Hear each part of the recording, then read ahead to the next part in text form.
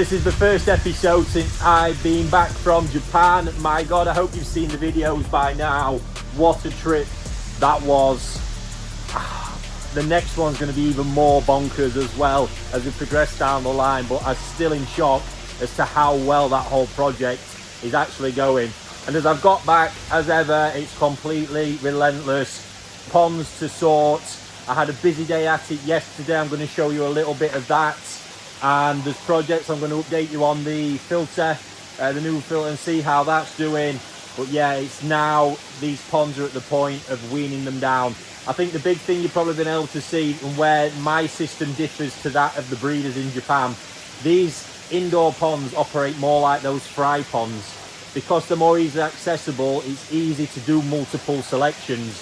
Whereas where the ponds raising Nisai onwards, up in those mountains, there's no way they're getting drained off to be harvested, to do a selection, to put them back, because they never get the water filled back up. So they are committed right through to the end. Here, I've got the chance to do continual selections, refining the quality, and then just weaning those numbers down according to what I need to do, i.e. if I need to get more volume, more growth, size control, whatever it is. One of the big differences without going into it too much. But that's the plan today. I'm going to be pivoting because in front of me, I've got the pond, the one I've not shared with anybody thus far. But there's that and 3 other ponds. So one I sorted yesterday, I'll show you in a minute, some of the Saito Tosai. And then I'm going to be going through some others. In the end, what I'm going to do is actually create 3 size classes. The big pond I'm going to show you will end up with my very best Tosai growing through to Nisai from multiple different farms. Then in this particular greenhouse, again, the quality level is going to be the same, but there's going to be some size splitting just to keep that closer and allow some of the fish that are maybe getting held back more opportunity. For now, let me show you the Saito fish quickly, then a quick update on the filter system. See, look, one of my new nets I bought back from Japan, cracking these for this kind of purpose.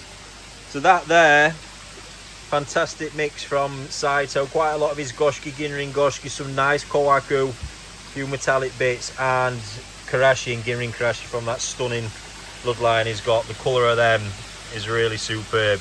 So at the moment they're just sat waiting. This pond now, which is one of my 1500 gallon ones, a little bit bigger than the rest of them, it's a little bit longer. This is going to be for basically the next size down fish that I'm going to be doing today, because I can really push them well and grow them hard in that. These Saito fish are going to end up in here where I'm growing Tosai. I've got Kibi Goshiki Sanki, Dainichi Toyota Tosai and Kondo Tosai all in here. So I'm going to be selecting through them. But this is the home for the site, so everything one way or another will get moved out of here, whether it goes amongst one of the other 3 ponds we're going to be doing, or it gets moved outside to be sold. The Saito will end up in here. So they're coming out. Then the pond I've not shared with you, still not going to share too much more yet, but this is going to be for the next size down. The smallest of the fish we're going to go through today will end up in that one. Then, as I've explained, one size in there, and then this pond is going to be an absolute joy to net up. So I had a major drum issue with this, so the water, it's cleared up loads actually, but my God, suspended algae in here because we had the drum off for about 3 days.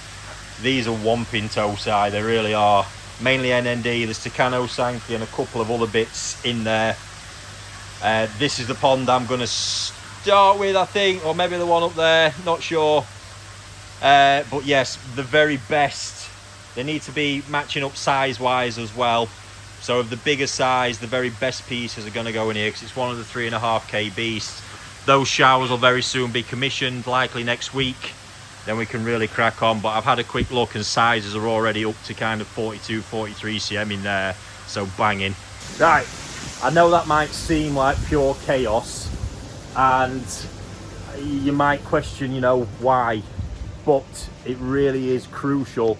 Those ponds, as they've been set out, they're at a point now, they've had a lot of growth, but they're very mixed There's fish need to come out that will just be out for sure, and what's staying through, obviously the pond space is premium, but those mixed sizes will be holding some fish back. And I spent the whole day yesterday trying to figure out the best route, and that's the decision that I've come to. That handful of Saito fish being in that pond is not the best use of that pond, and seeing as how I need to do selections in them anyway, it makes sense to have a reshuffle at that time. Obviously we don't always want to be pressing around to that extent, but in this case it makes perfect sense. And pretty much that'll be it with those through to actual harvest, probably in October, at which point the creme de la creme will be kept to grow any further. So, quick update on the filter system. There's some fish in there now. They actually got moved out yesterday, some Nisai. The reason I put them in there is because for a lot of them I'm still hoping I'm going to be able to heavily feed in this pond. But, flip the lid off. Very happy to report K1 is now buoyant. So next week I'm going to be doing the air diffuser for that. On the note of that, I'm actually going to do a separate video at the same time about making DIY fluid beds, because I've got some amazing information on best ways for making air diffusers, amount of media, everything else. So can't wait to share that, because a lot of these systems these days, when I see it, it's being done wrong and it's potentially damaging the performance of your media in your fluid bed. And this piece, which led to quite a lot of debate on my posts, I think I might have got you guys a bit confused, because actually I am incredibly happy with how this has turned out with the channels and everything. Because one thing to note, you might not have seen, the water catches every part of these, and as it is doing, it actually spins the water around there, so every part of that hole is creating droplets underneath. So it's getting fantastic. How balanced the distribution is amazing. Even as it gets back here, obviously it'll track a little bit underneath, and then but every hole perfectly. It catches a little bit more here at the front. I'm not going to be able to do too much about that, but the one little change I'll make in Mark II is that I will just expand the size of these holes slightly to lose a tiny bit from the channel there that the water runs through to get over here.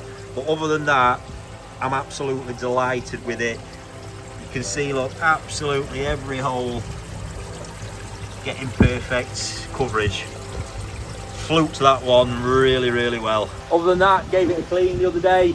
I was amazed how much waste and brushes actually trapped underneath more than anything, as well as what was on them. So can't wait to actually start putting it through its paces now, because that's obviously going to be the real test, and more for me biologically what it can handle. Someone has asked what benefit the trickle tower side brings.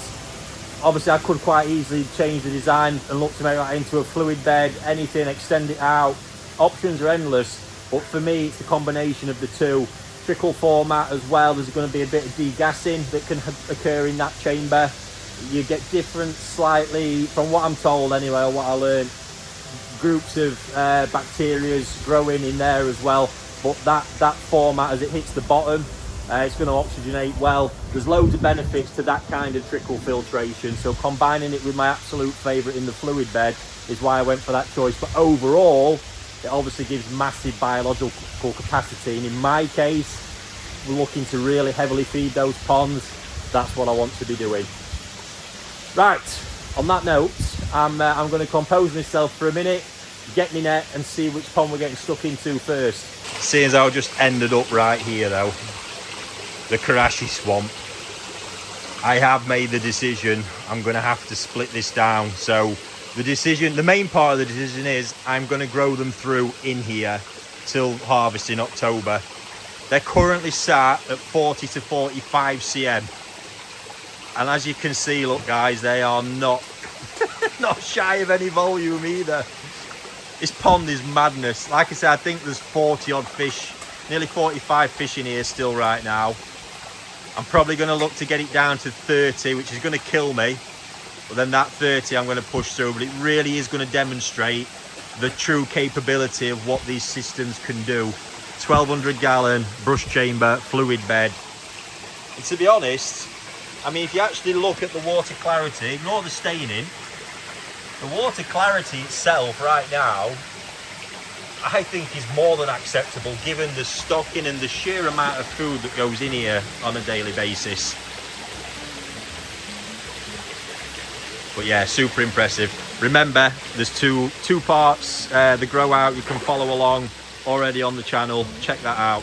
So that pond I've been talking about, as soon as the Dainichi auction started this year, I got it in my head I was going to buy every yellow monkey from there that I could get my hands on.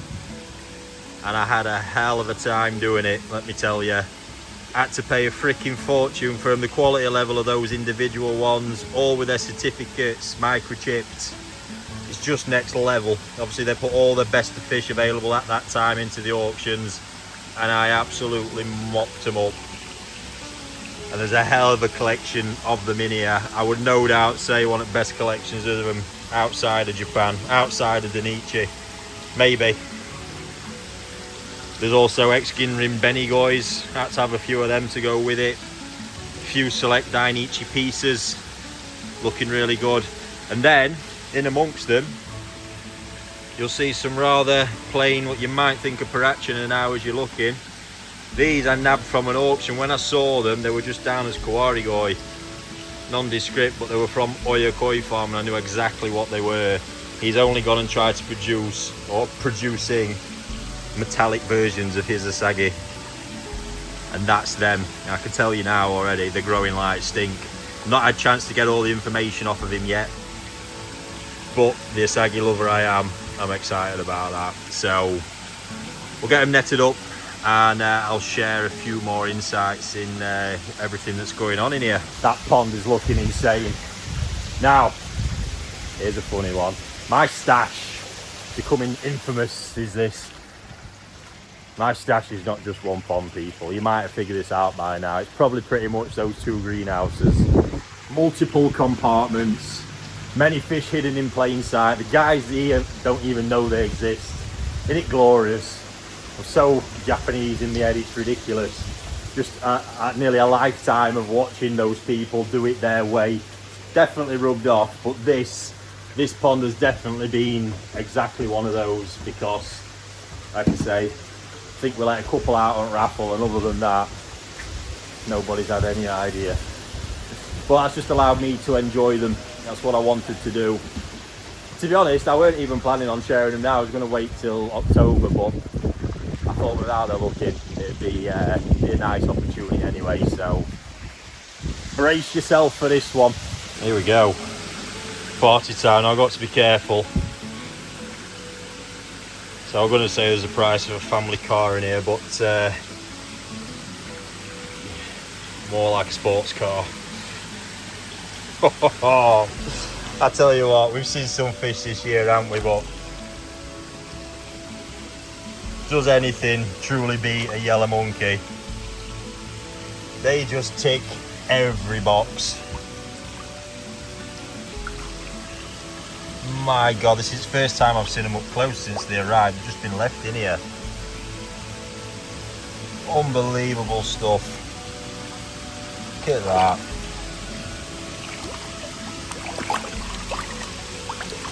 Wow.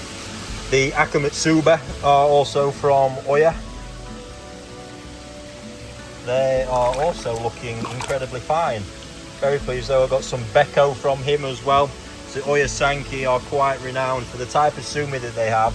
Look at this lot, it's a Dainichi Super Monster Showa. This looked nothing like this when I got my hands on it. It's an absolute weapon.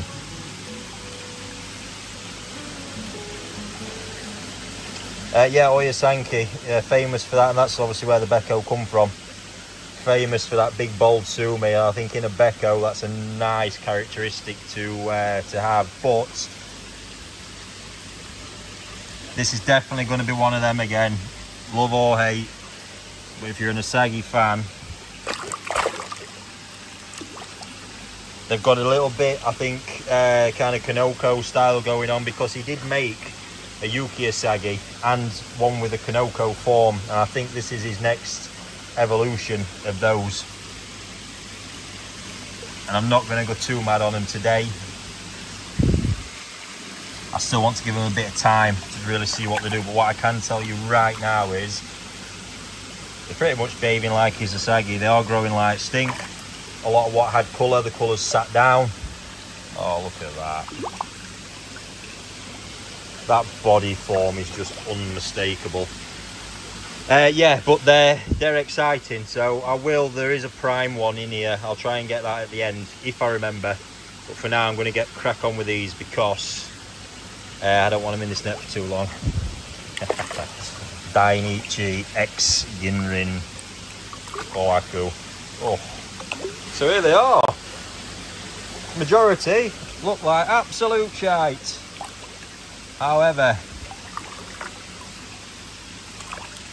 you can see stuff happening with that one. Oh yes.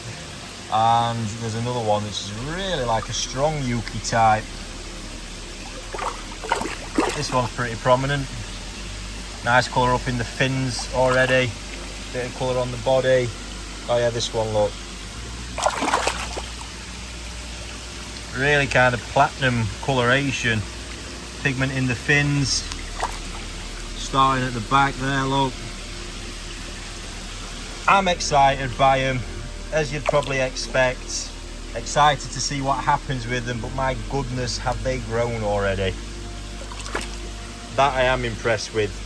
The rest, we will wait and see, guys. I say, I don't feel bad if you're not feeling inspired, and you're completely all right if you think I'm absolutely nuts right now, but I do understand what's going on. And time is ultimately going to be the friend, as with any Asagi. So let's see, wait and see what happens. But I love it when these guys start playing around, I really do. Especially with the, you know, the big prominent bloodlines. You can see from their bodies, look, they're going to be no slouches. So yeah, stay tuned on that, and I will be digging in for more info. So as soon as I've got anything else to share, you'll be the first to know. So this pond, which is going to be for the smallest of the fish. Oh, I mean, these were really quite small when I got them. Just look at the colour though. Oh, they're absolutely amazing. What a thing they've created. And to be honest, I'm super. That is X-Ginrin Benigoi. Look at the quality of that. Ginrin Beko as well from Oya. So yeah, it'd be nice to see these get the opportunity to actually kick on now. I'm just going to have a quick measure, then get them back in. So ranging at 24 to about 28 and a half. Never easy on this measuring bowl. But what's gone back in there, we'll see what else there is. If I end up with capacity in there, there's a pond I've got. That one over there is also due for thinning out, so it might actually leave some opportunity to actually ease the load in there as well. But let's wait and see by the end of it first. You can see them in a little bit more detail now. Still look shit, yeah, I know. I love it. He who dares wins though. So these are going to go in to the 1500 gallon pond. First one's in. Current size roughly around 33, 34 there. No slouches, I told you, up to about 35. I think there's just maybe one in this batch. I'm going to potentially isolate, maybe two to put into the bigger pond, but I'm just going to go back and check them. So the two I'm going to let slide into the big pond. That one, because of what it's got going on, really excited by that one.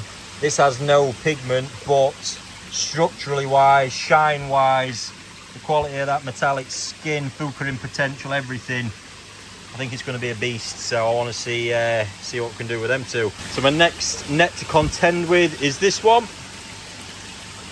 God, don't they look fabulous? Especially some of them X-Ginrin Kohakus and this pair of Showa.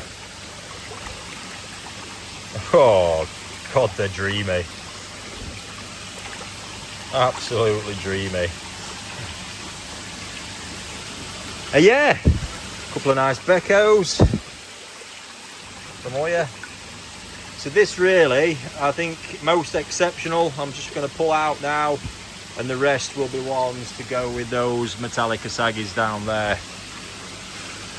Although everything does look pretty damn exceptional. Obviously these two I've just put in there. Right, so I've got that done. It's currently 4:05 because in between it I've been doing our WhatsApp sales on the Koi Online channel, which has been great fun. Few yellow monkeys that didn't quite make the grades, gone for some crazy low prices in my opinion, but it happens, it's all part of it. It's what's in that net where I have to make the magic happen, and the few I've released down there.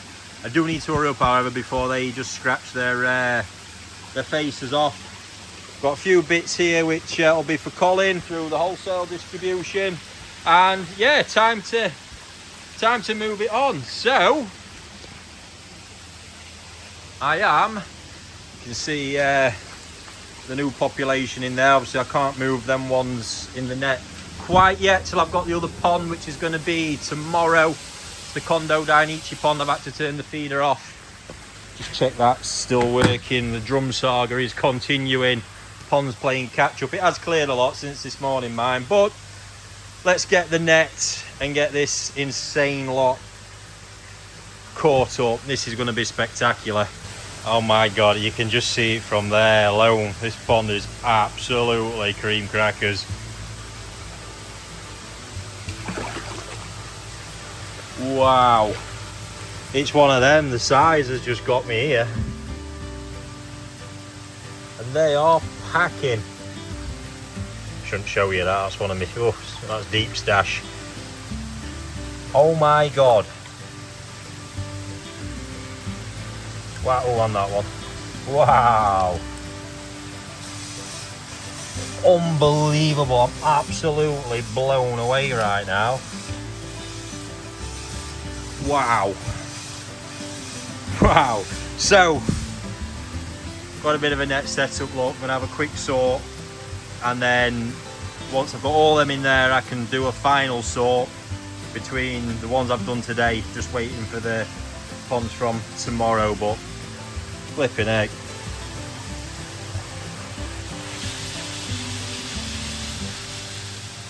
This fish here is breaking my heart. It's one of my N.I.J Showas.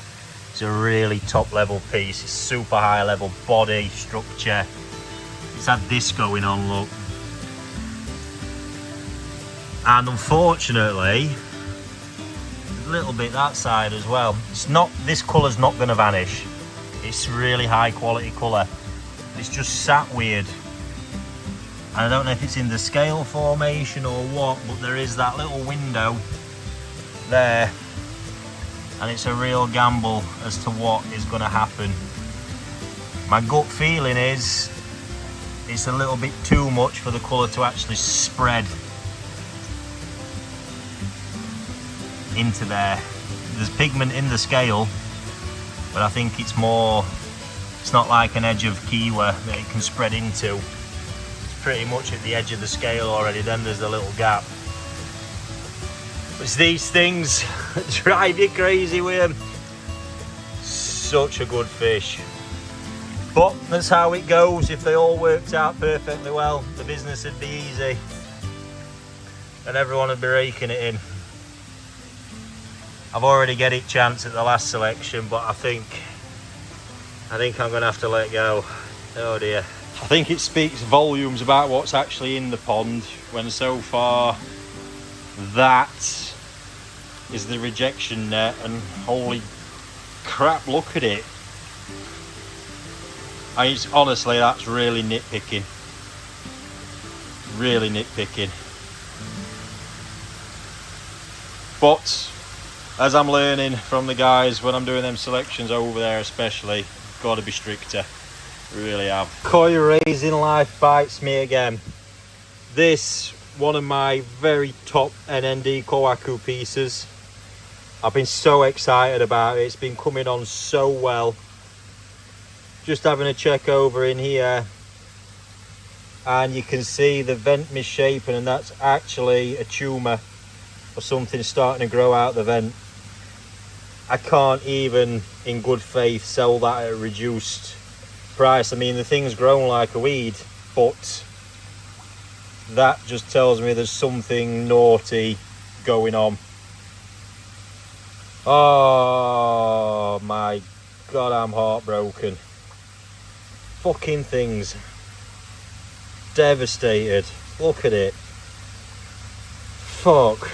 Tell you what, guys, I've done well there. 20 back in. I still think I'm going to end up probably at 50. 40, I'll try 40. Don't think it's going to happen. But they are looking mega. And that stuff, still, wowzers. So clock's really ticking now. And what is it? Nearly 6 o'clock. Takes time this, and I've got pigeon come to join me. Fucking lunatic. I'm starving.